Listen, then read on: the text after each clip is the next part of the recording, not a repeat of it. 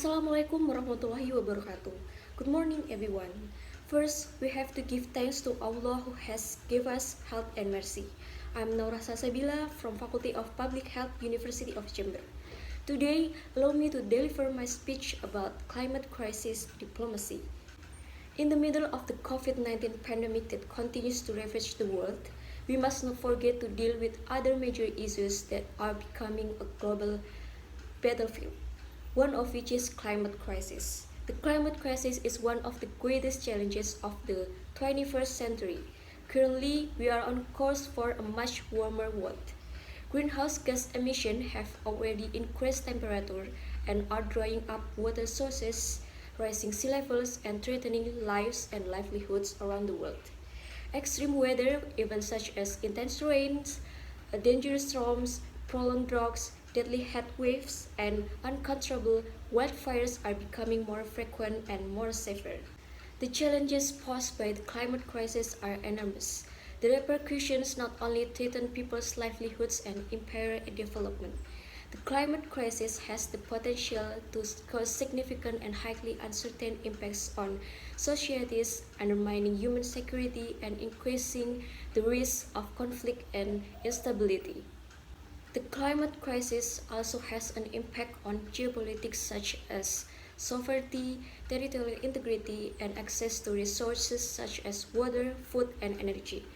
No corner of the globe is immune from the devastating consequences of climate crisis. Billions of tons of carbon dioxide are released into the atmosphere every year as a result of coal, oil, and gas productions. Human activity is producing greenhouse gas emissions at a record height with no signs of slowing down. Glaciers and ice sheets in polar and mountain regions are already melting faster than ever, causing sea levels to rise.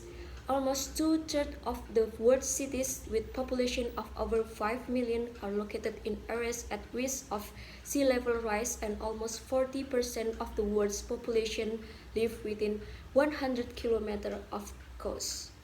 Climate crisis impacts everyone's food and water security.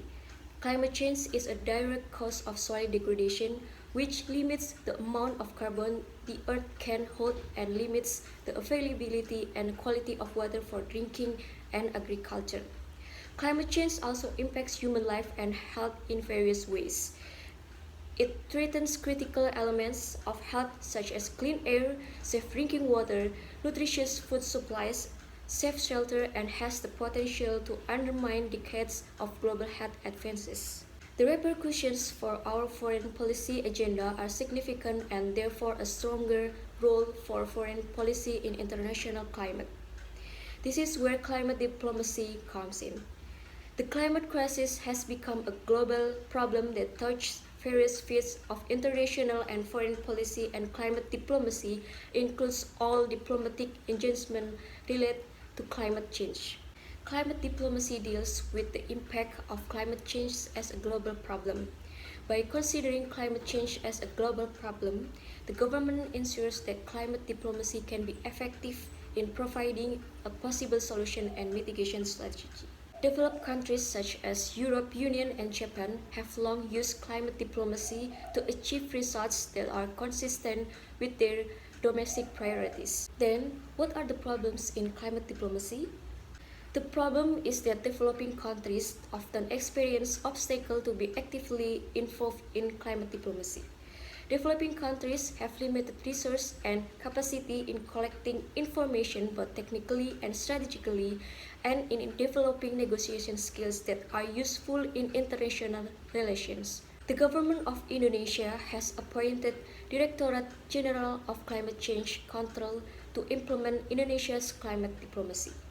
This unit is responsible to coordinating the formulation and implementation of policies in the field of climate change, including the functions of mitigation, adaptations, reduction of greenhouse gas emissions, resource mobilization, monitoring, reporting, and verification of climate change, and control of forest and land fires.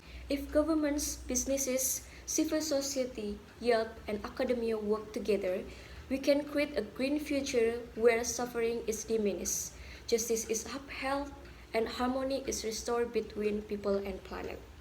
Thank you for your attention and I apologize if I have any mistakes. Wassalamualaikum warahmatullahi wabarakatuh.